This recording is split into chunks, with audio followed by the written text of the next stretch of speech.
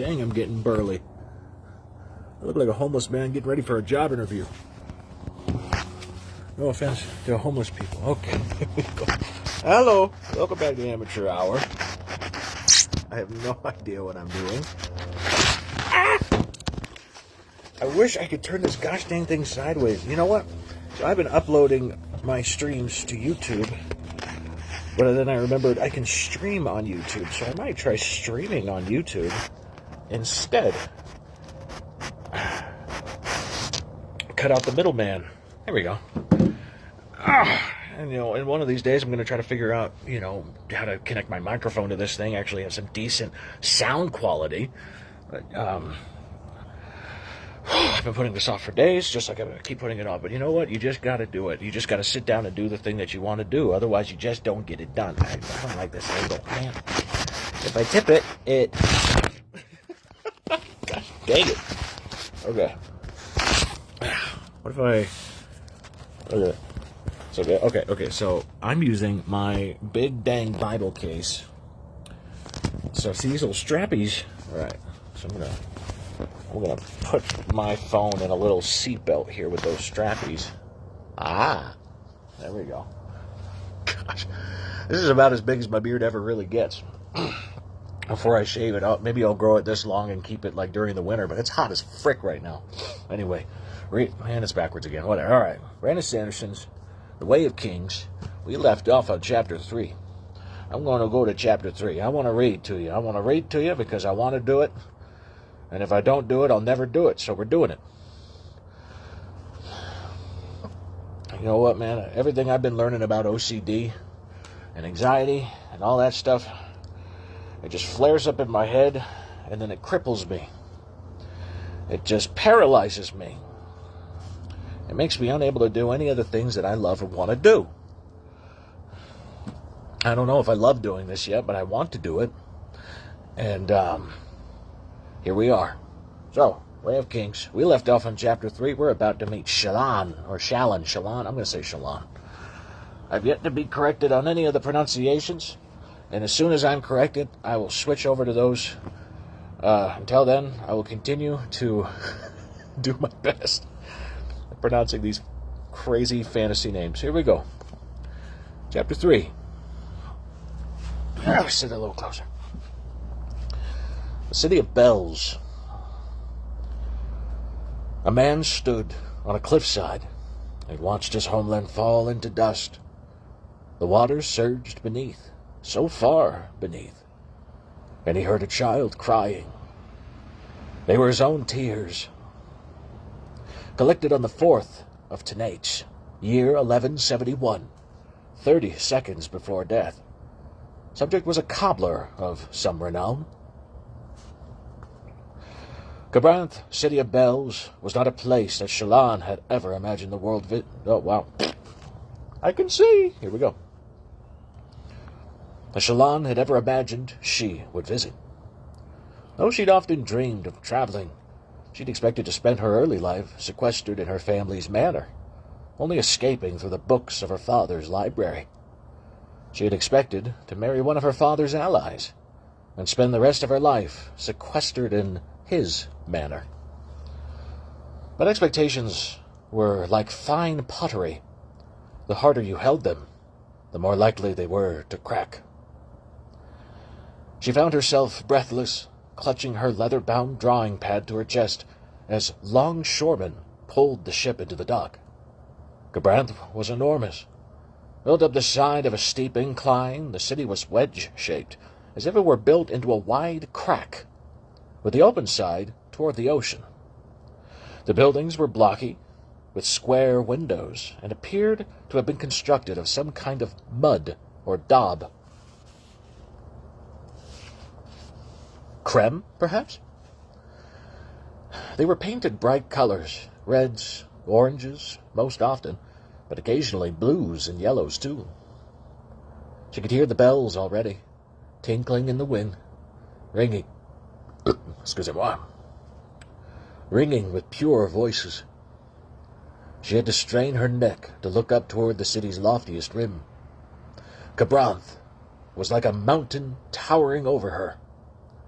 How many people lived in a place like this? Thousands? Tens of thousands? She shivered again, daunted yet excited, then blinked pointedly, fixing the image of the city in her memory. My glasses are blurry as frick. 62. Not blurry, they're smudged. I gotta breathe down in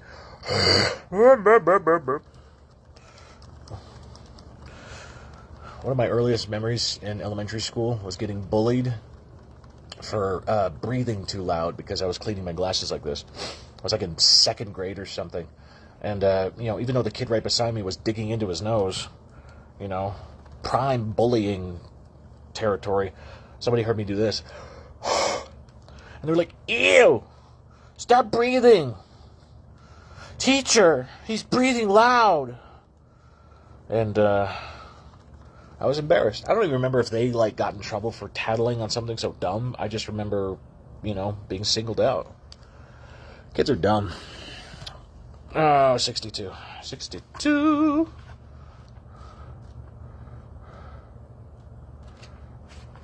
Oh, here we go. Sailors rushed about. The Wind's Pleasure was a narrow, single-masted vessel, barely large enough for her. The captain, his wife, and the half-dozen crew. It had seemed so small at first, but Captain Tosbek was a calm and cautious man, an excellent sailor, even if he was a pagan. He'd guided the ship with care along the coast, always finding a sheltered cove to ride out high storms. The captain oversaw the work as the man secured the mooring. Tosbek was a short man, even-shouldered, with Shallan, and he wore his long, white Thaylen eyebrows up in a curious spiked pattern. It was like he had two waving fans above his eyes, a foot long each. He wore a simple knit cap and a silver-buttoned black coat. She had imagined him getting that scar on his jaw in a furious sea battle with pirates. The day before, she had been disappointed to hear it had been caused by loose tackle during rough weather. His wife, Ashlef, was already walking down the gangplank to register their vessel. The captain saw Shallan inspecting him, and so walked over. He was a business connection of her family's, long trusted by her father. And that was good, since the plan she and her brothers had concocted had contained no place for her bringing along a lady-in-waiting or nurse. That plan made Shallan nervous, very, very nervous. She hated being duplicitous, but the financial state of her house. They either needed a spectacular infusion of wealth or some other edge in local Veden house politics. Otherwise, they wouldn't last the year. First things first, Shallan thought, forcing herself to be calm. Find Jasnah Kholin, assuming she hasn't moved on without you again. I've sent you a lad on your behalf, Brightness, Tosbek said. If the princess is still here, we will see. We will soon know. Shallan nodded gratefully, still clutching her drawing pad. Out in the city, there were people everywhere. Some wore familiar clothing, trousers and shirts laced up at the front for the men, skirts and colorful blouses for the women. Those could have been from her homeland, Jah Keved. But Kharbranth was a free city, a small, politically fragile city-state. It held little territory but had docks open to all ships that passed, and it asked no questions about nationality or status. People flowed to it. That meant many of the people she saw were exotic. Those single-sheet ramps would mark a man or woman from Tashikk, far to the west, the long coats enveloping down to the ankles but open in the front like cloaks. Where were those from? She'd rarely seen so many parchmen, as she noted, working the docks, carrying cargo on their backs. like the parchment her father had owned. These were stout and thick of limb, with their odd marbled skin, some parts pale or black, others a deep crimson. The mottled pattern was unique to each individual. After chasing Yasna Kholin from town to town for the better part of 6 months, Shallan was beginning to think that she would never catch the woman. Was the princess avoiding her? No, that didn't seem likely. Shallan just wasn't important enough to wait for. Brightness Yasna Kholin was one of the most powerful women in the world, and one of the most infamous. She was the only member of a faithful royal house who was a professed heretic. Shallan tried not to grow anxious. Most likely, they discovered that Yasna had moved on again. The Wind's Pleasure would dock for the night, and Shallan would negotiate a price with the captain, steeply discounted because of her family's investments in Tosvik's shipping business, to take her to the next port. Already, they were months past the time when Tosbek had expected to be rid of her. She never sensed resentment from him. His honor and loyalty kept him agreeing to her requests. However, his patience would not last forever, and neither would her money. She'd already used over half the spheres that she had brought with her. He wouldn't abandon her in an unfamiliar city, of course, but he might regretfully insist on taking her back to Vidanar. "Hey, Captain!" a sailor said, rushing up the gangplank. He wore only a vest and loose, baggy trousers, and had the darkly tanned skin of one who worked in the sun. "No message, sir. Dock Registrar says that Yasna hasn't left yet." "Ah!" the captain said, turning to Shallan. "The hunt is over." "Oh, bless the heralds," Shallan said softly. The captain smiled, flamboyant eyebrows looking like streaks of light coming from his eyes. "It must be your beautiful face that brought us this favorable wind. The Windspren themselves were entranced by you, Brightness Shallan, and led us here." Shallan blushed, considering a response that wasn't particularly proper. "Ah!" the captain said, pointing at her.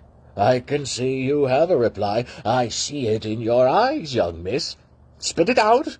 Words aren't meant to be kept inside, you see. They are free creatures, and if locked away, will unsettle the stomach." "It's not polite," Shallan protested. Tosbek bellowed a laugh. "Months of travel, and still you claim that. I keep telling you that we are sailors. We forget how to be polite the moment that we set our first foot on this ship. We're far beyond redemption now." She smiled. She'd been trained by stern nurses and tutors to hold her tongue. Unfortunately, her brothers had been even more determined in encouraging her to do the opposite. She'd made a habit of entertaining them with witty comments when nobody else was near. She thought fondly of hours spent by the crackling great-room hearth. The younger 3 of her 4 brothers huddled around her, listening as she made sport of their father's newest sycophant, or a traveling ardent. She'd often fabricated silly versions of conversations to fill the mouths of people that you could see but not hear. That had established in her what her nurses had referred to as an insolent streak, and the sailors were even more appreciative of a witty comment than her brothers had been. "Well," Shallan said to the captain, blushing but still eager to speak, "I was just thinking this. You say that my beauty coaxed the winds to deliver us to Gabranth with haste. But wouldn't that imply that on other ships my lack of beauty was to blame for us arriving late?" "Well, so, in reality," Shallan said, "you're telling me that I'm beautiful precisely 1/6 of the time." "Nonsense, young miss. You're like a morning sunrise, you are." "Like a sunrise? By that you mean entirely too crimson." She pulled at her long red hair, "and prone to making men grouchy when they see me." He laughed, and several of the sailors nearby joined in. All right, then," Captain Tosbek said. "You are like a flower." She grimaced. I'm allergic to flowers." He raised an eyebrow. "No, really," she admitted. "I think they're quite captivating. But if you were to give me a bouquet, you'd soon find me in a fit so energetic that it would have you searching the walls for stray freckles. I might have blown free with the force of all of my sneezes." "Well, be that true, I still say that you are as pretty as a flower." "If I am, then young men my age must be afflicted with the same allergy, for they keep their distance from me noticeably." She winced. "Now see, I told you this wasn't polite. Young women should not act in such an irritable way." "Ah, young miss," the captain said, tipping his knit cap toward her, "the lads and I will miss your clever tongue. I'm not sure what we'll do without you."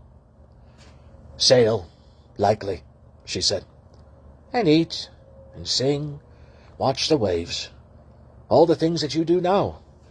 Only you shall have rather more time to accomplish all of it, as you won't be stumbling across a youthful girl as she sits on your deck, sketching and mumbling to herself.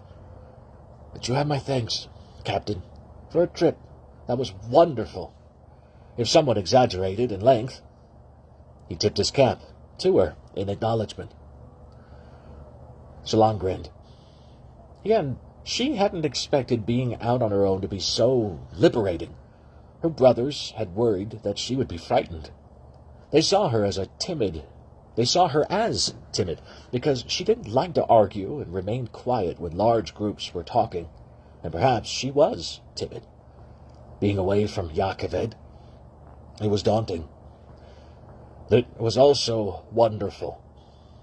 She filled 3 sketchbooks with pictures of the creatures and people that she had seen, and while her worry over her house's finances was a perpetual cloud, it was balanced by the sheer delight of experience. Tosbek began making dog arrangements for his ship. He was a good man. As for his praise of her supposed beauty, she took that for what it was, a kind, if overstated, mark of affection. She was pale-skinned in an era when Alethi tan was seen as the mark of true beauty. And though she had light blue eyes, her impure family line was manifest in her auburn-red hair. Not a single lock of proper black. Her freckles had faded as she reached young womanhood. Heralds be blessed. But there was still some visible dusting her cheeks and nose. "Young miss," the captain said to her, after conferring with his men, "Your Brightness Yasna. She'll undoubtedly be at the conclave, you see." "Oh, where the Palladium is?" Yes, and the king lives there too. It's the center of the city, so to speak, except it's on the top." He scratched his chin. "Well, anyway, Brightness Yasna Kholin is sister to a king, and she will stay nowhere else. Not in Kharbranth. Yalb here will show you the way. I can deliver your trunk later." "Many thanks, Captain," she said. "Shelor Makabat Noir. The winds have brought us safely," a phrase of thanks in the Thaylen language. The captain smiled broadly. "Makai Bade Fortendis." She had no idea what that meant. Her Thaylen was quite good when she was reading, but hearing it spoken was something else entirely. "Did I just swallow a bug?" "Oh my gosh! There was a bug in my mouth. I spat it out. That's nasty." "Where the frick did I go?" She smiled at him, which seemed the proper response, for he laughed, gesturing to one of his sailors. "We'll wait here on this dock for 2 days, he told her. "There's a high storm coming tomorrow, you see, so we cannot leave. If the situation with the Brightness Yasna does not proceed as hoped, then we'll take you back to Jah Keved." "Thank you again." "'Tis nothing." "Young miss," he said, "nothing but we'd be doing anyway. Nothing but what that we would be doing anyway. We can take on goods here and all. Besides, that's a right nice likeness of my wife you gave me for my cabin. Right nice." He strode over to Yalb, giving him instructions. Shallan waited, putting her drawing pad back into her leather portfolio. Yalb. The name was difficult for her, Wiedentung to pronounce. Why were the Thalens so fond of mashing letters together without proper vowels? I feel so validated. Oh my gosh. My name is but my friends call me Tim. All right. Yalb waved for her. She moved to follow. Be careful with yourself, young lassie, the captain warned as she passed. Even a safe city like Abrath hides dangers. You keep your wits about you. I should think I'd prefer my wits inside my skull, Captain, she replied, carefully stepping onto the gangplank. If I keep them about me instead, then someone has gotten entirely too close to my head with a cudgel. The captain laughed, waving her farewell, as she made her way down the gangplank, holding the railing with her free hand. Like all Vorin women, she kept her left hand, her safe hand, covered, exposing only her free hand. Common dark-eyed women would wear a glove, but a woman of her rank was expected to show more modesty than that.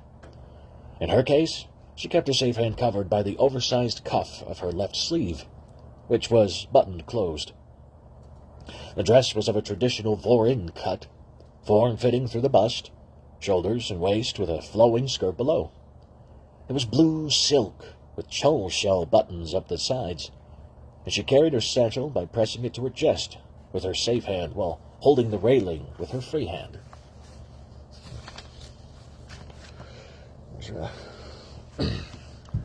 Modesty.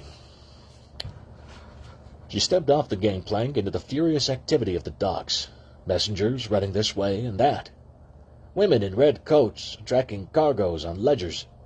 The Branth was a Vorin kingdom, like Alethkar,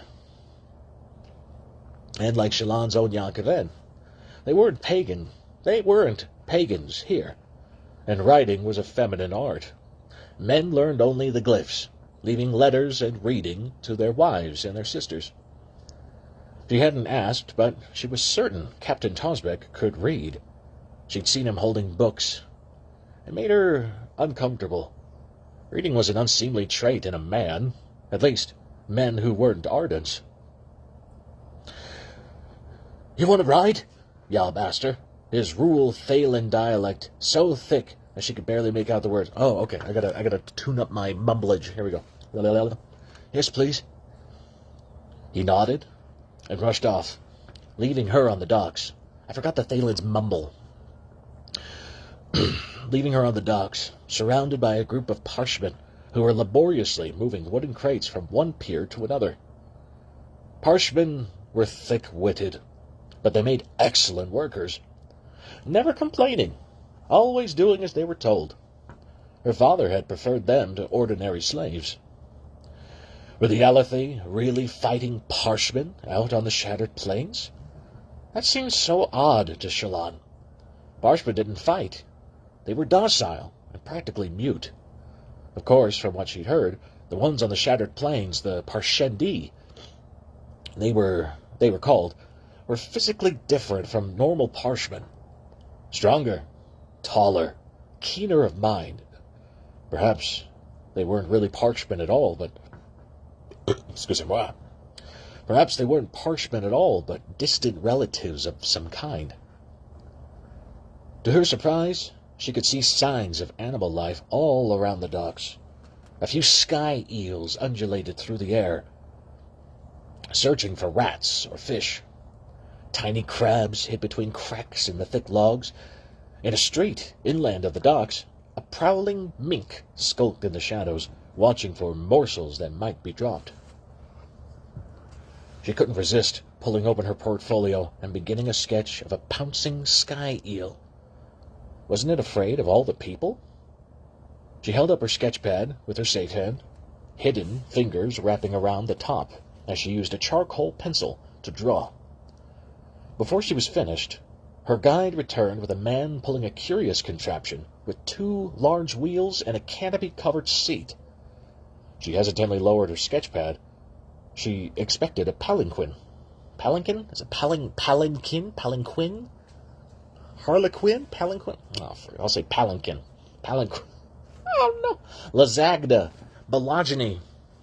The man pulling the machine was short and dark-skinned with a wide smile and full lips. He gestured for Shallan to sit, and she did.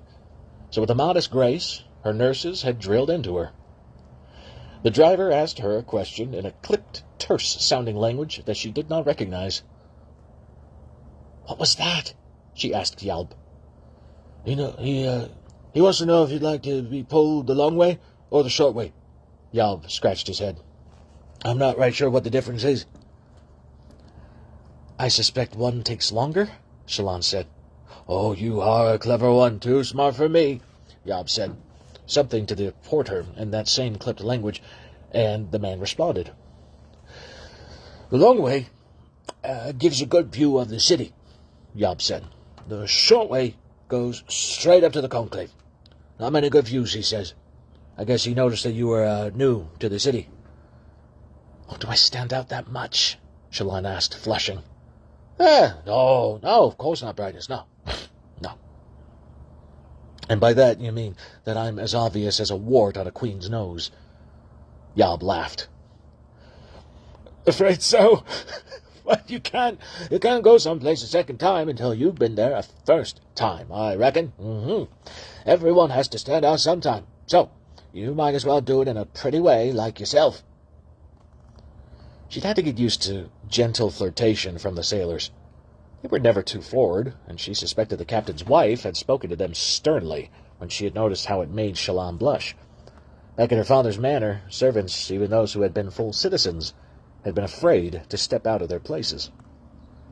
The porter was still waiting for an answer. "The short way, please," she told Yalb. Though she longed to take the scenic path, she was finally in a real city. And she took the direct route. But Brightness Yasna had proven to be as elusive as a wild songling. It's best to be quick. The main roadway cut up the hillside in switchbacks, and so even the short way gave her time to see much of the city. It proved intoxicatingly rich, with strange people, sights, and ringing bells. Shallan sat back and took it all in. Buildings were grouped by color, and that color seemed to indicate purpose. Shops selling the same items would be painted the same shades, violet for clothing, green for foods. Homes had their own pattern, though Shallan couldn't interpret it. The colors were soft, with a washed-out, subdued tonality. Yalb walked alongside her cart, and the porter began to talk back toward her. Yalb translated, hands in the pockets of his vest. "He says the city is special because of the light here." Shallan nodded. Many cities were built in lates. Lates? Oh, no. How do I pronounce it? L-A-I-T-S. Ow! Lights? I'll say lates. Areas protected from the high storms by nearby rock formations. "Kharbranth is one of the most sheltered major cities in the world," Yalb continued, translating. "And the bells are a symbol of that. It's said they were first erected to warn that a high storm was blowing, since the winds were so soft that people didn't always notice." Yalb hesitated. "He's just saying things because he wants a big tip, you know." "Brightness, I've heard that story, but I think it's blustering ridiculous. If the winds blew strong enough to move bells, then people would notice. Besides, people didn't notice it was raining on their blustering heads, eh?" Shallan smiled. "It's all right. He can continue." The porter chatted on, his clipped voice. What language was that, anyway? Shallan listened to Yalb's translation, drinking in the sights and sounds, and, unfortunately, scents. She'd grown up accustomed to the crisp smell of freshly dusted furniture and flatbread baking in the kitchens. Her ocean journey had taught her new scents of brine and clean sea air. There was nothing clean in what she smelled here. Each passing alleyway had its own unique array of revolting stenches.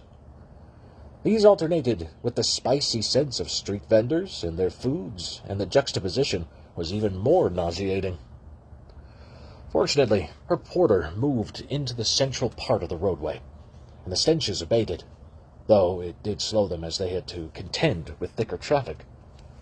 She gawked at those as they passed. She gawked at those they passed. Those men with gloved hands and faintly bluish skin were from Natanatan. But who were those tall, stately people dressed in robes of black? And the men with their beards bound in cords, making them rod-like. The sounds put Shallan in mind of the competing choruses of wild songlings near her home, only multiplied in variety and volume. 100 voices called to one another, mingling with doors slamming, wheels rolling on stone, occasional sky eels crying. The ever-present bells tinkled in the background, louder when the wind blew. They were displayed in the windows of shops hung over rafters. Each lantern pole along the street had a bell hung under the lamp, and her cart had a small silvery one at the very tip of its canopy. When she was about halfway up the hillside, a rolling wave of loud clock bells rang the hour. The varied, unsynchronized chimes made a clangorous din. The crowds thinned as they reached the upper quarter of the city, and eventually her porter pulled her to a massive building at the very apex of the city. Painted white, it was carved from the rock face itself, rather than built of bricks or clay. The pillars out front grew seamlessly from the stone, and the backside of the building melded smoothly into the cliff. The outcroppings of roof had squat domes atop them, and were painted in metallic colors. Light-eyed women passed in and out, carrying scribing utensils and wearing dresses like Shallan's, their left hands properly cuffed.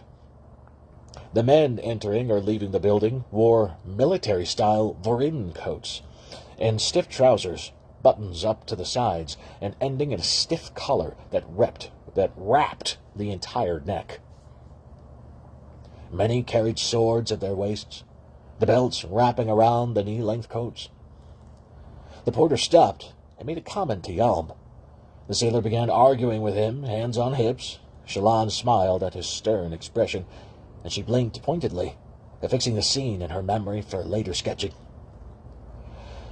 He's offering to split the difference with me if I let him inflate the price of the trip, Yalm said, shaking his head and offering a hand to help Shallan from the cart. She stepped down, looking at the porter, who shrugged, smiling like a child who had been caught sneaking treats. She clenched her satchel with her cuffed arm, searching through it with her free hand for her money pouch. How much should I actually give him? 2 clear chips should be more than enough. I'd have offered 1. The thief wanted to ask you for 5. Before this trip, she'd never used money. She just admired the spheres for their beauty. Each one was composed of a glass bead a little larger than a person's thumbnail, with a much smaller gemstone set at the center. The gemstones could absorb stormlight, and that made the spheres glow. When she opened the money pouch, shards of ruby, emerald, diamond, and sapphire shone out on her face. She fished out 3 diamond chips, the smallest denomination. Emeralds were the most valuable, for they could be used by soul casters to create food. The glass part of most spheres was the same size. The size of the gemstone at the center determined the denomination. The 3 chips... Now you study, this will be on the test. The 3 chips, for instance, each had only a tiny splinter of diamond inside. Even that was enough to glow from stormlight. Far fainter than a lamp, but still visible, a mark, the medium denomination of sphere, was a little less bright than a candle, and it took 5 chips to make a mark. I swear, man, I could see this on, Accelerated Reader. It would be one of the questions, this massive paperback book, and then, of the 20 questions or whatever it asks you, it's what is the currency system of the Stormlight Archive? And you just be I don't know, 21? She brought all infused spheres, as she'd heard that done ones were considered suspect, and sometimes a moneylender would have to be brought in to judge the authenticity of the gemstone. She kept the most valuable spheres that she had in her safe pouch, of course, which was buttoned to the side of her left sleeve. She handed the 3 chips to Yalb, who cocked his head. She nodded at the porter, blushing, realizing that she had reflexively used Yalb like a master-servant intermediary. Would he be offended by that? He laughed and stood up stiffly, as if imitating a master-servant, paying the porter with a mock-stern expression. The porter laughed, bowed to Shallan, then pulled his card away. "This is for you," Shallan said, taking out a ruby mark and handing it to Yalb. "Brightness! Oh, no, this is too much."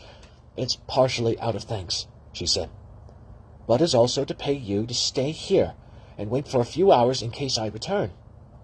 "Wait a few hours? For a fire mark? That's wages for a week's sailing." "Then it should be enough to make certain that you don't wander off."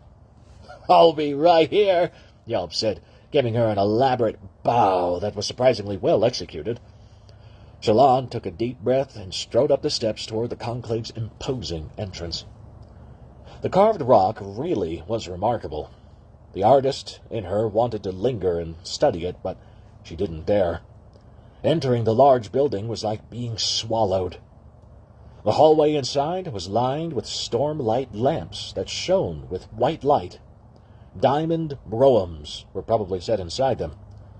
Most buildings of fine construction used stormlight to provide illumination. A brougham, the highest denomination of sphere, glowed with about the same light as several candles. The light shone evenly and softly on the many attendants, scribes, and light-eyes moving through the hallway. The building appeared to be constructed as one broad, high, and long tunnel, burrowed into the rock. Grand chambers lined the sides, and subsidiary corridors branched off the central grand promenade. She felt far more comfortable than she had outdoors. This place, with its bustling servants, its lesser bright lords and bright ladies, was familiar.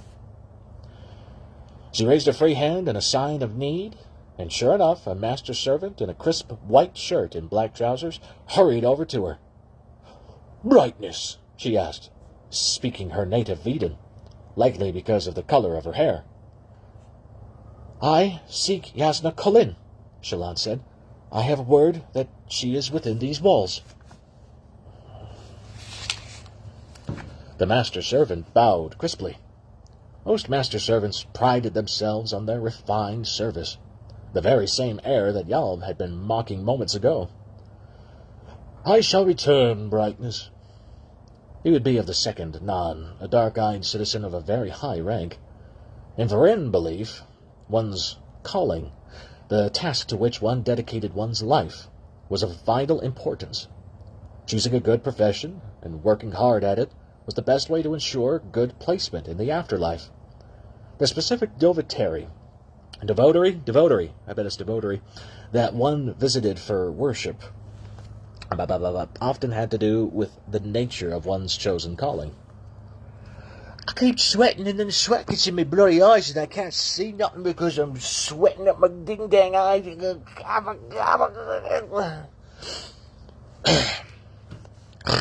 Where was I?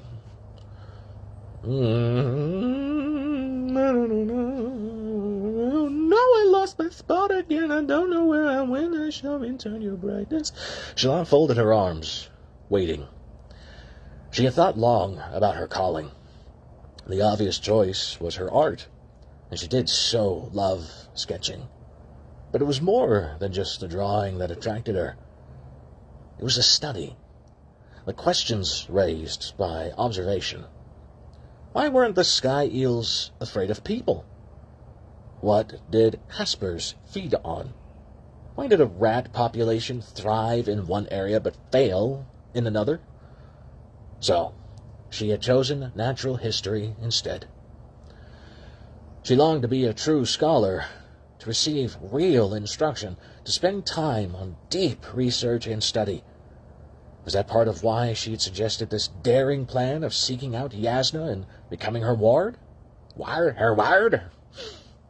Perhaps. However, she needed to remain focused. Becoming Yasna's ward, and therefore student, was only one step. She considered this as she idly walked up to a pillar, using her free hand to feel the polished stone. Like much of Roshar, save for certain coastal regions, Kharbranth was built on raw, unbroken stone. The buildings outside had been set directly on the rock, and this one sliced into it. The pillar was granite, she guessed, though her geological knowledge was sketchy. The floor was covered with long, burnt orange rug. I should get like a sweat band. I think that's literally what they're made for, is to keep sweat out of your eyes. Where did I go? However, she needed to remain focused, because Yasna's ward, and therefore student, was only one step. Did I say because? Becoming. And I didn't read that too? Gosh darn dang it. Okay, here we go. The floor was covered with long, burnt orange rugs. The material was dense, designed to look rich but bare. Heavy traffic. The broad, rectangular hallway had an old feel to it. One book that she had read claimed that Kharbranth had been founded way back into the Shadow Days, years before the last desolation. That would make it old indeed. Thousands of years old. Created before the terrors of the hierarchy, long before even the recreants, back when Voidbringers, with bodies of stone, were said to have stalked the land. "Brightness," a voice asked. Shallan turned to find that the servant had returned. "This way, Brightness." She nodded to the servant, and he led her quickly down the busy hallway. She went over how to present herself to Yasna. The woman was a legend. Even Shallan, living in the remote estate... Excusez-moi, that was very rude. Even Shallan, living in the remote estates of Jah Keved, had heard of the Alethi king's brilliant heretic sister. Yasna was only 34 years old, yet many felt that she would already have obtained the cap of a master scholar, if it weren't for her vocal denunciations of religion. Most specifically, she denounced the devotaries. I want to say devotaries, but I don't think it's devotaries. I never lost my place again. She denounced the devotaries, the various religious congregations that proper Varin people joined. Improper quips would not serve Shallan well here. She would have to be proper. Wardship to a woman of great renown was the best way to be schooled in the feminine arts. Music, painting, writing, logic, and science. It was much like how a young man would train in the honor guard of a bright lord that he respected. Shallan had originally written to Yasna requesting a wardship in desperation. She hadn't actually expected the woman to reply in the affirmative. When she had, via a letter commanding Shallan to attend her in, Dumadari, in 2 weeks, Shallan had been shocked. She'd been chasing the woman ever since. Yasna was a heretic. Would she demand that Shallan renounce her faith? She doubted she could do such a thing. Varin teachings regarding one's glory and calling had been one of her few refuges during the difficult days when her father had been at his worst.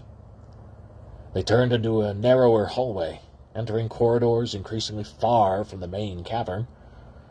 Finally, the master servant stopped at a corner and gestured for Shallan to continue. There were voices coming from the corridor to the right.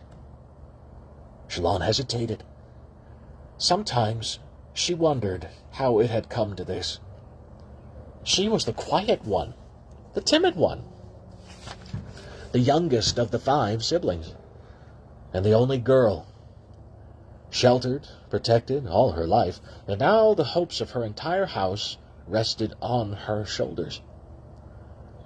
Their father was dead, and it was vital that remain a secret. She didn't like to think of that day. She all but blocked it from her mind, and trained herself to think of other things. But the effects of his loss could not be ignored. He had made many promises, some business deals, some bribes, some of the latter disguised as the former. House Devar owed great amounts of money to a great number of people, and without her father to keep them all appeased, the creditors would soon begin making demands. There was nobody to turn to. Her family, mostly because of her father, was loathed even by its allies.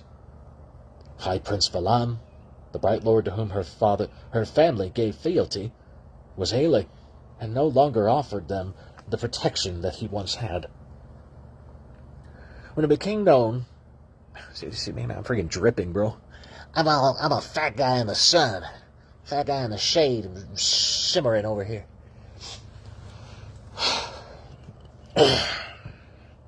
Where the frick did I go? When it became known that her father was dead and her family bankrupt, that would be the end of House Devar. They'd be consumed and subjugated into another house. Or to another house. They'd be worked to the bone as punishment. In fact, they might even face assassination by disgruntled creditors. Preventing that depended on Shallan, and the first step came with Yasna Kholin. Shallan took a deep breath, then strode around the corner. Woo! Heading into Chapter 4, heading back into, I think that's Kaladin. That's Kaladin's picture in this book. That's his little logo with the spears and the flag. Chapter 4. The Shattered Plains. I'm dying, aren't I? Healer, why do you take my blood? Who is that beside you, with his head of lines? I can see a distant sun, dark and cold, shining in a black sky. Collected on the 3rd of Jesnin, 1172, 11 seconds pre-death. Subject was a Reshi Chul trader. Sample is of particular note. Why don't you cry? The Windsprint asked. Kaladin sat with his back to the corner of the cage, looking down. The floor planks in front of him were splintered as if someone had dug at them with nothing but his fingernails. The splintered section was stained dark, where the dry gray wood had soaked up blood. A futile, delusional attempt at escape. The wagon continued to roll, the same routine each day. Wake up sore, aching from a fitful night spent without mattress or blanket. One wagon at a time. The slaves were let out and hobbled with leg irons and given time to shuffle around and relieve themselves. Then they were packed away and given morning slop, and the wagons rolled until afternoon slop, more rolling, evening slop, and then a ladle of water before sleep. Gosh, I would pee myself every night if I had a ladle of water before sleep. It's like, dude, get this to me at night or something. Or not at night, afternoon. My brain is great. Kaladin's Shash brand was still cracked and bleeding. At least the cage's top gave shade from the sun. The Windsprint shifted to mist. Floating like a tiny cloud, she moved in close to Kaladin, the motion outlining her face at the front of the cloud, as if blowing back the fog and revealing something more substantial underneath. Vaporous, feminine, and angular, with such curious eyes, like no other Spren that he had seen. The others cry at night, she said, but you don't. Why cry? He said, leaning his head back against the bars. What would it change? I don't know. Why do men cry?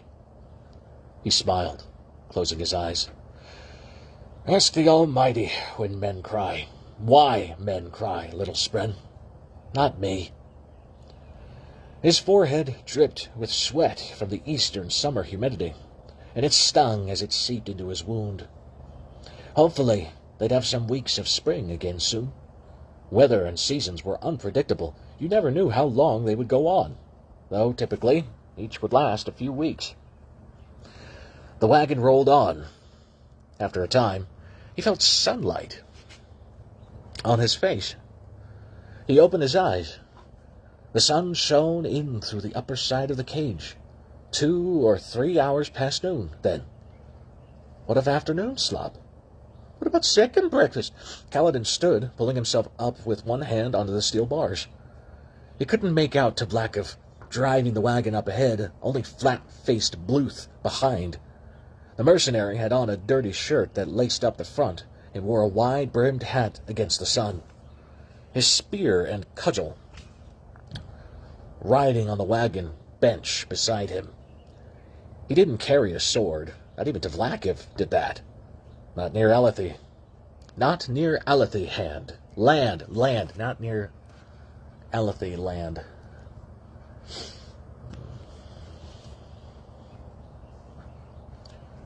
The grass continued to pour for the wagons, vanishing just in front, then creeping out after the wagons passed. The landscape here was dotted with strange shrubs that Kaladin did not recognize. They had thick stalks and stems and spiny green needles. Whenever the wagons grew too close, the needles pulled into the stalks, leaving behind twisted, worm-like trunks with knotted branches. They dotted the hilly landscape, rising from the grass-covered rocks like diminutive sentries. Diminutive. The wagons just kept on rolling. Well past noon. Why aren't we stopping for slop? The lead wagon finally pulled to a stop. The other two lurched to a halt behind it. The red carapaced Chulls fidgeted, their antennae waving back and forth. The box-shaped animals had bulging stony shells and thick, trunk-like red legs. From what Kaladin had heard, their claws could snap a man's arm, but Chulls were docile, particularly domesticated ones, and he'd never known anyone in the army to get more than a half-hearted pinch from one. Bluth and Tag climbed down from their wagon and walked up to meet Tvlakv. The slave-master stood on his wagon seat, shading his eyes against the white sunlight and holding a sheet of paper in his hand. An argument ensued. Tvlakv kept waving in the direction that they had been going, then pointing at his sheet of paper. "You lost, Tvlakv," Kaladin called. "Perhaps you should pray to the Almighty for guidance. I hear he has a fondness for slavers. Keeps a special room in damnation just for you." To Kaladin's left, one of the slaves, the long-bearded man who had talked to him a few days back, sidled away, not wanting to stand close to a person who was provoking the slaver. Tvlakv hesitated, then waved curtly to his mercenaries, silencing them. The portly man hopped down from his wagon and walked over to Kaladin. "You," he said, "deserter. Alethi armies travel these lands for their war. Do you know anything of the area?" "Let me see the map," Kaladin said. Tvlakv hesitated and held it up for Kaladin. Kaladin reached through the bars and snatched the paper. Then, without reading it, Kaladin ripped it in two. In seconds, he had shredded it into 100 pieces in front of Tvlakv's horrified eyes. Tvlakv called for the mercenaries, but by the time they arrived, Kaladin had a double handful of confetti to toss out at them. "Happy Middlefest, you bastards," Kaladin said, as the flakes of paper fluttered around them. He turned and walked to the side of the cage and sat down, facing them. Tvlakv stood, speechless. Then, red-faced, he pointed at Kaladin and hissed something at the mercenaries. Bluth took a step toward the cage, but then thought better of it. He glanced at Tvlakv, and shrugged and walked away. Tvlakv turned to Tag, but the other mercenary just shook his head, saying something soft. After a few minutes of stewing at the cowardly mercenaries, Tvlakv rounded the cage and approached where Kaladin was sitting. Surprisingly, when he spoke, his voice was calm, I see you are clever, deserter. You have made yourself invaluable. My other slaves, they aren't from this area, and I have never come this way. You can bargain. What is it you wish in exchange for leading us? I can promise you an extra meal each day, should you please me. You want me to lead the caravan? Instructions will be acceptable. All right. First, find a cliff. That it will give you advantage to see the area? No, Kaladin said. It will give me something to throw you off of. Tvlakv adjusted his cap in annoyance, brushing back one of his long, white eyebrows. You hate me. That is good. Hatred will keep you strong, make you sell for much. But you will not find vengeance on me unless I have a chance to take you to market. I would not let you escape, but perhaps someone else would. You want to be sold, you see? I don't want vengeance, Kaladin said. The Windspren came back. She had darted off for a time to inspect one of the strange shrubs. She landed in the air and began walking around Tvlakv's face, inspecting him. He didn't even seem to be able to see her. Tvlakv frowned. No vengeance? It doesn't work, Kaladin said. I learned that lesson long ago. Long ago? You cannot be older than 18 years, deserter. That was a good guess. He was 19. Had it really only been 4 years since he had joined Amaram's army? Kaladin felt as if he had aged a dozen. You are young, Tvlakv continued. You could escape this fate of yours. Men have been known to live beyond the slave's brand. You could pay off your slave price, you see, or convince one of your masters to give you your freedom. You could become a free man again. It is not so unlikely. Kaladin snorted. I'll never be free of these brands. Tvlakv, you must know that I've tried and failed to escape 10 times over. It's more than these glyphs on my head that makes your mercenaries wary. Past failure does not prove that there is not a chance in the future. Yes? I'm finished. I don't care. He eyed the slaver. Besides, you don't actually believe what you're saying. I thought a man like you would be able to sleep at night if he thought the slaves that he sold would be free to seek him out one day. Tvlakv laughed. Perhaps, deserter. Perhaps you are right. Or perhaps I simply think that if you were to get free, you would hunt down the first man who sold you to slavery. You see? High Lord Amaram, was it not? His death would give me warning so that I can run. How had he known? How had he heard about Amaram? I'll find him, Kaladin thought. I'll gut him with my own hands. I'll twist his head off of his neck. Yes, Tvlakv said, studying Kaladin's face. So you were not so honest when you said that you do not thirst for vengeance. I see. How do you know about Amaram? Kaladin said, scowling. I've chased hands 6 times since then. Men talk. Slavers more than most. We must be friends with one another, you see, for nobody else will stomach us. Then you know that I didn't get this brand for deserting. Ah, but it is what we must pretend, you see. Men guilty of high crimes, they do not sell so well. With that sasglyph on your head, it will be difficult enough to get a good price for you. If I cannot sell you, then you, well, you will not wish for that status. So we will play a game together.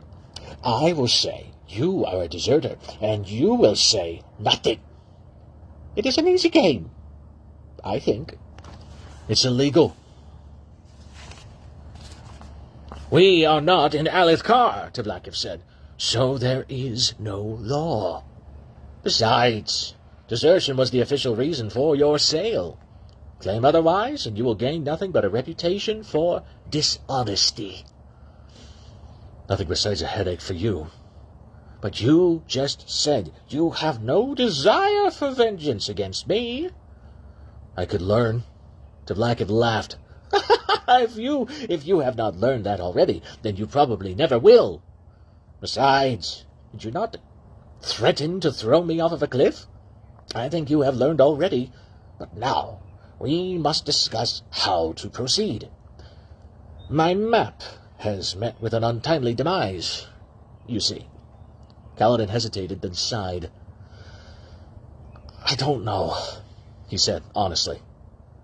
I've never been this way either. Devlakov frowned.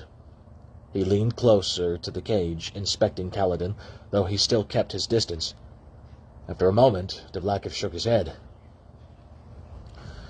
I believe you, deserter. A pity. Well, I shall trust my memory. The map was poorly rendered anyway. I am almost glad that you ripped it up, for I was tempted to do the very same myself. If I should happen across any portraits of my former wives, I shall see that they cross your path and take advantage of your unique talents as well. He strolled away. Kaladin watched him go, then cursed to himself. What was that for? The Windspren said, walking up to him, head cocked. I almost find myself liking the guy, Kaladin said, pounding his head back against the cage. But after what he did... Kaladin shrugged. I didn't say Devlakov isn't a bastard. He's just a likable bastard. He hesitated, then grimaced. Those are the worst kind. Yeah, when you kill them, you end up feeling guilty for it. The wagon leaked during high storms. That wasn't surprising. Kaladin suspected that Devlakov had been driven to slaving by ill fortune. He would rather be trading other goods, but something, lack of funds, a need to leave his previous environs with haste, had forced him to pick up his least reputable of careers. Men like him couldn't afford luxury or even quality. They could barely stay ahead of their debts. In this case, that meant wagons which leaked. The boarded sides were strong enough to withstand the high storm winds, but they weren't comfortable. Devlakov had almost missed getting ready for this high storm. Apparently, the map Kaladin had torn up had also included a list of high storm dates, purchased from a roving storm warden. The storms could be predicted mathematically. Kaladin's father had made a hobby of it. He'd been able to pick the right day 8 times out of 10. The boards rattled against the cage's bars as wind buffeted the vehicle, shaking it, making it lurch like a clumsy giant's plaything. The wood groaned, and the spurts of icy rainwater sprayed through cracks. Flashes of lightning leaked through as well, accompanied by thunder. That was the only light that they got. Occasionally, light would flash without the thunder. The slaves would groan in terror at this, thinking about the Storm Father, the Shanes of the Last Radiance, or the Void Bringers, all of which were said to haunt the most violent high storms. They huddled together on the far side of the wagon, sharing warmth. Kaladin left them to it, sitting alone with his back to the bars. Kaladin didn't fear stories of things that walked in the storms. In the army, he'd been forced to weather a high storm or two beneath the lip of a protective stone, overhang, or other bit of impromptu shelter. Nobody liked to be out during a storm, but sometimes you couldn't avoid it. The things that were, ow, my heckin' toe, gosh dang it, ow, ow. I hate the pine tree. Oh, I hate that pine tree. I'm a big dumb baby. Where did it freaking leave off? Let's see.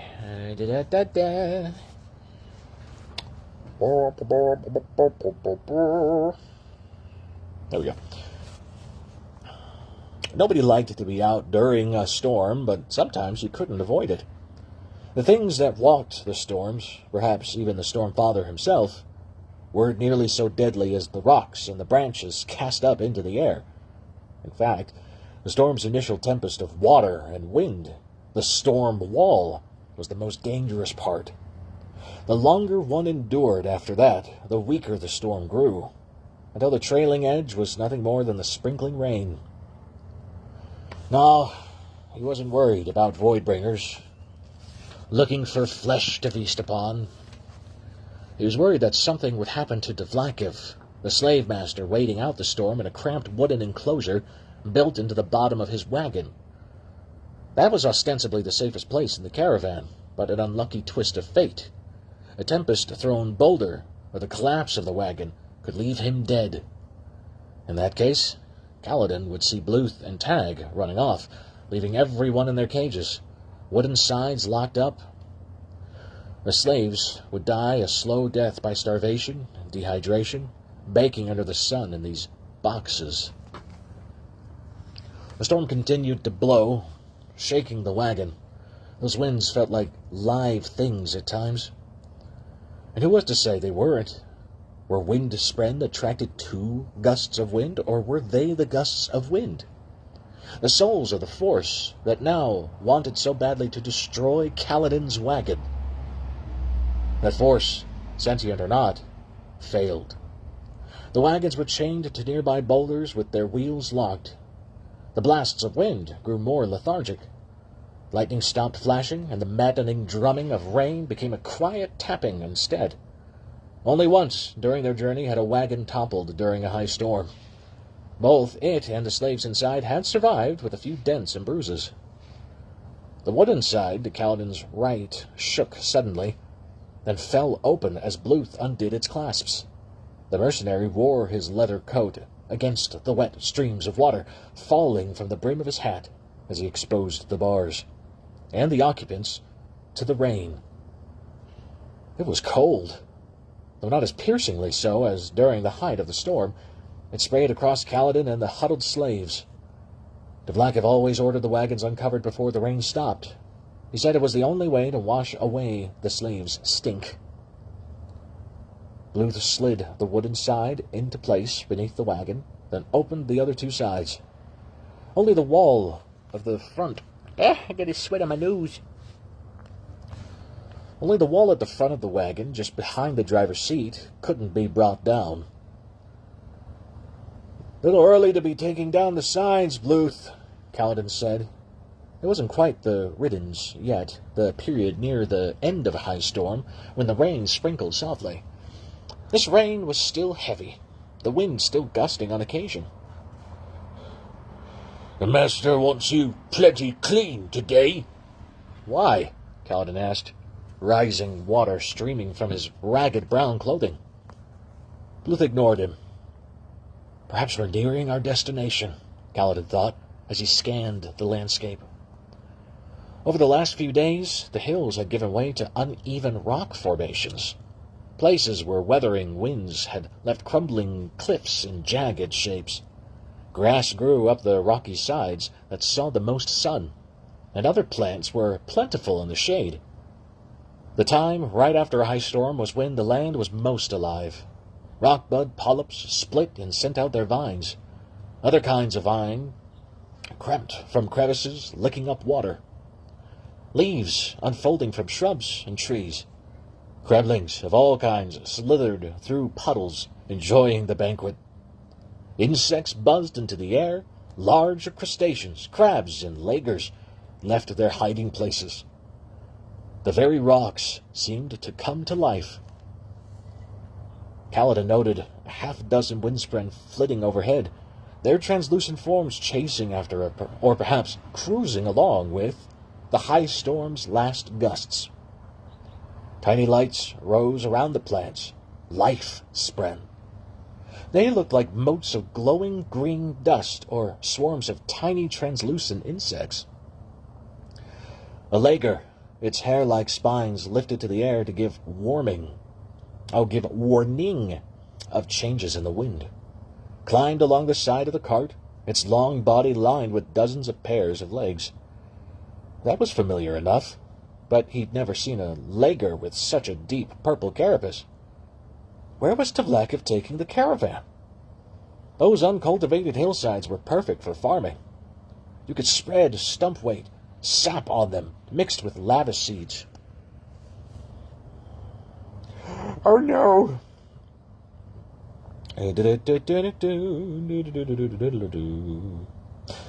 During seasons of weaker storms following the weeping, in 4 months you'd have polyps larger than a man's head growing all along the hill, ready to break open for the grain inside. The choles lumbered about, feasting on rockbuds, slugs, smaller crustaceans. I got a horsefly or something hanging around me. That had appeared after the storm. Tag and Bluth quietly hitched the beasts to their harnesses as a grumpy-looking Tlevlev crawled out on his waterproof refuge. The slave masters pulled on a cap, deep black cloak. Against the rain, he barely came out until the storm had passed completely. He was very eager to get to their destination. Were they that close to the coast? Hello? No. Hi. If I make brownies, do you want to snuggle and watch a movie? Yeah, what movie? Avatar, the Blue People. The first one or the second one? The first one. All right. I'll make brownies. All right. Oh no, I got demons in my eyes this year. 86.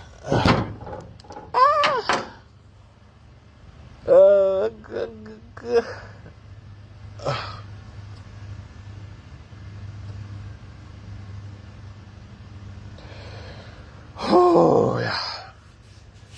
I love this, dude. Like, what a great book. What a great book to do this with. So freaking fantastical. 86. Here we go. Tag and Bluth quietly hitched the beasts to their harnesses as a grumpy-looking Tlevlev crawled out of his waterproof refuge. The slave master pulled on a cap and deep black cloak against the rain. He rarely came out until the storm had passed completely. He was very eager to get to their destination. Were they that close to the coast? That was one of the only places where they'd find cities in the unclaimed hills. Within minutes, the wagons were rolling again across the uneven ground. Kaladin settled back as the sky cleared and the high storm a smudge of blackness on the western horizon. The sun brought the welcome warmth, and the slaves basked in the light, streams of water dripping from their clothing and running out the back of their rocking wagon. Presently, a translucent ribbon of light zipped up to Kaladin. He was coming to take the Windspren's presence for granted. She had gone out during the storm, but she'd come back, as always.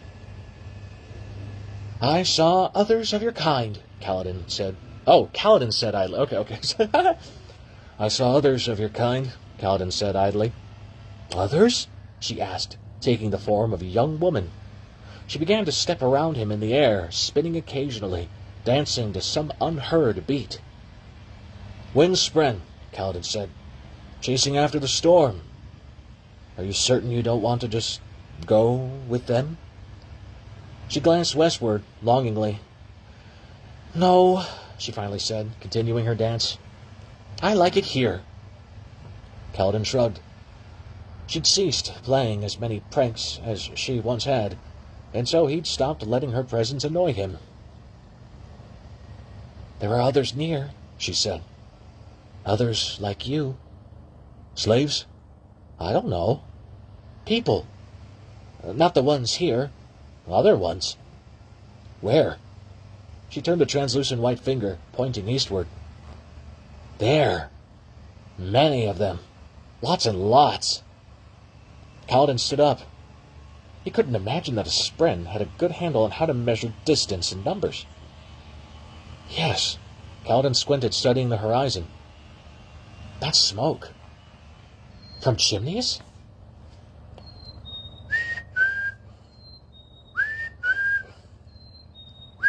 I don't know if you can hear that bird.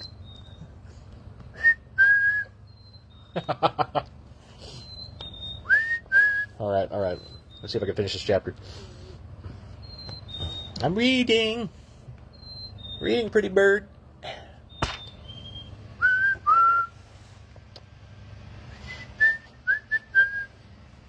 All right.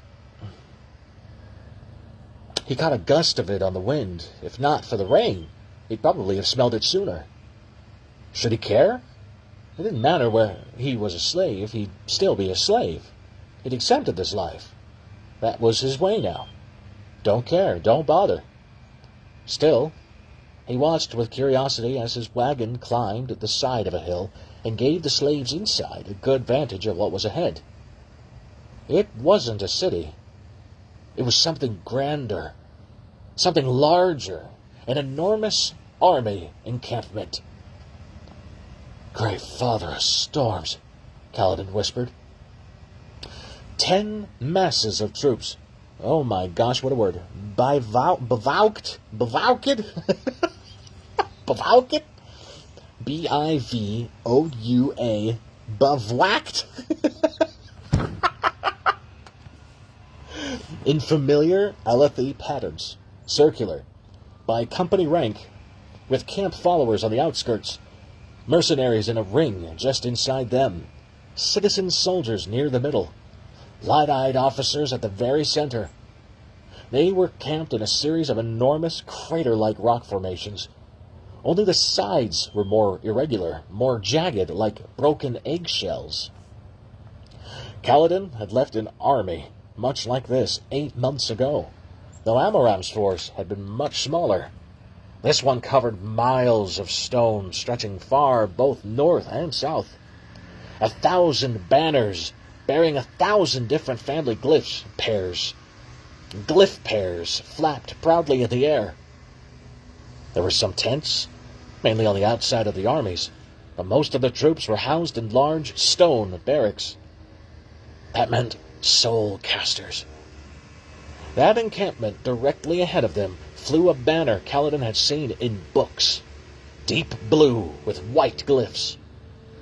Koch and Lenil. Stylized and painted as a sword standing before a crown. House Colin, the king's house. Daunted, Kaladin looked beyond the armies. The landscape to the east was, as he'd heard it, described in a dozen different stories, detailing the king's campaign against the Parshendi betrayers. It was an enormous riven plain of rock, so wide he couldn't see the other side. That was split and cut by sheer chasms, crevasses, 20 and 30 feet wide. They were so deep that they disappeared into the darkness and formed a jagged mosaic of uneven plateaus, some large, others tiny. The expansive plain looked like a platter that had been broken into pieces, then reassembled with small gaps between the fragments. "The shattered plains," Kaladin whispered. "What?" the Windspread asked. "What's wrong?" Kaladin shook his head, bemused. "I spent years trying to get to this place. It's what Tien wanted. In the end, at least. To come here, fight in the king's army. And now Kaladin was here. Finally. Accidentally. He felt like laughing at the absurdity. I should have realized, he thought. I should have known. We weren't ever heading toward the coast and its cities. We were heading here. To war. Oh my gosh. Okay. This place would be subject to Alethi law and rules. He'd expected that Tavlakov would want to avoid such things, but here he'd probably also find the best prices. "The shattered plains," one of the slaves said. "Is that really?" Others crowded around, peering out. In their sudden excitement, they seemed to forget their fear of Kaladin. "It is the shattered plains," another man said. "That's the king's army." "Perhaps we'll find justice here," another said. I hear the king's household servants live as well as the finest merchants, said another. His slaves here to be better off too. We'll be in foreign lands. We'll even make wages. That much was true. When worked, slaves had to be paid a small wage, half what a non-slave would be paid, which was often even less than a full citizen would make for the same work. But it was something, and Alethi law required it. Only Ardents, who couldn't own anything anyway, didn't have to be paid. Well, them and Parshmen. But Parshmen were more animal than anything else. A slave could apply his earnings to his slave debt, and, after years of labor, earn his freedom. Theoretically, the others continued to chatter. Theoretically, period. The others continued to chatter as the wagons rolled down the incline, but Kaladin withdrew to the back of the wagon. He suspected that the option to pay off a slave's price was a sham, intended to keep slaves docile. The debt was enormous, far more than a slave sold for, and virtually impossible to earn out. I keep getting sweat on my nose. We only got a page left. Let's do this. Under previous masters, he demanded his wages be given to him. They had always found ways to cheat him, charging him for his housing, his food. That's how Lidais were. Rashon, Amaram, Katoratam. Each Lidais Kaladin had known, whether as a slave or a free man, had shown himself to be corrupt to the core. For all his outward poise and beauty, they were like rotting corpses clothed in beautiful silk. The other slaves kept talking about the king's army and about justice. Justice? Kaladin thought, resting back against the bars. I'm not convinced there is such a thing as justice. Still, he found himself wondering. That was the king's army, the army of all 10 high princes, come to fulfill the vengeance pact. If there was one thing he still let himself long for, it was the chance to hold a spear again, to fight again, to try and find his way back to the man he had been, a man who had cared. If he would find that anywhere, he would find it here. And that brings us to Chapter 5. Chapter 5. Hot as frick. Not really. I got sweat on my shirt. Oh, man. I head inside. Life is nuts, man. Life is crazy. This time last year, well, give a few days, because Facebook does that thing where it's like, you took this photo a year ago or 2 years ago, that kind of thing. It did that for my, it was, I forget the fancy name for it, but it was the surgery where they removed the oil from my eye, because they had to put the oil in the eye during the vitrectomy, for all the retinal tears and whatnot. And that was so earlier this week, a year ago, the fact that I can come out here on our porch and I can see and I can read and try something awkward and vulnerable. The sound quality is crap. I don't have a good microphone, but it's a Facebook mode, so I have to be in hot dog mode instead of sideways, because Facebook's weird and dumb. I don't know. And so I might maybe I'll try to figure out streaming on YouTube. Maybe YouTube will let me stream horizontal. Anyway.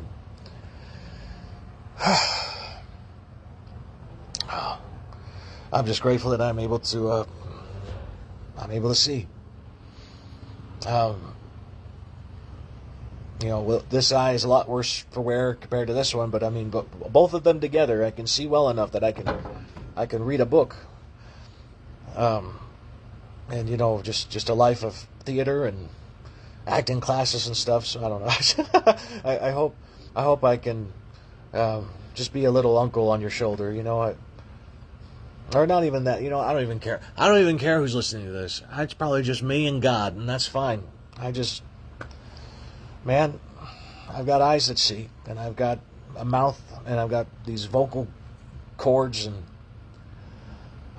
I'm so tired of being scared all the time. So I'm just grateful that I could do this crappy stream, you know, because what else am I going to do? You know, sit inside and, you know, take my pills and feel sorry for myself? No, man. I'm tired of that. So, yeah, I don't know. A lot of that, I mean, we're all scared of stuff. A lot of it, for me, is fueled by the OCD and just me learning about OCD, how it's affected my whole life, you know, my school, my mission for my church, my marriage, and, you know, all my past jobs. Anyway, I'm going to head inside because it's hot as frick. I am dying out here. And I'm fat, too. So I'm going to go inside where it's air conditioned. I can drink some water. Anyway. It's beautiful out here, man. Here, check this out. I'm gonna dox myself. Here, check this out. Gosh dang. Like barely any clouds up there, and we got the sun reflecting on the leaves and junk, man. It's gosh dang pretty here, man. I'm just happy I could see it. Because last year I didn't think I was going to see anything ever again, and then, you know, especially when my second eye went, because, you know, the first eye happened, and then that sucked. But then, you know, when the retina tore in my second eye, you know, both of which, it's like cancer. You know, there's no rhyme or reason to it. You just kind of win the life sucks lottery. You know, it's one of those ailments. And you get so gosh dang scared because you already went through the scariest, most painful thing of your entire life, and then I don't know how moms have more than one kid. I mean, like, I'm not comparing my surgeries to childbirth. I'm not doing that. I'm just saying, how do you? I'm saying because childbirth is so much scarier. How the frick did moms decide to have a second kid, let alone, you know, 4 or 5 more? I don't. Women that can do that, and they're superheroes, man. I'm rambling. I'm gonna shut up now. All right, I'm gonna shut up now. Just if I ever sit down and listen to all these again, I just want to, you know, message to future me. Don't give up on what really matters to you, man. Don't stop being good and kind to people, and don't stop being grateful for your eyes, and trust that God gave your eyes back for a reason, and keep trying to do good for people, even when you're too scared to leave your own gosh dang house. Man, that's loud. All right, that's a good sign to go. Yard work's loud. I'm leaving now. Okay. Gosh dang it. I'm not crying in public. Only babies cry in public.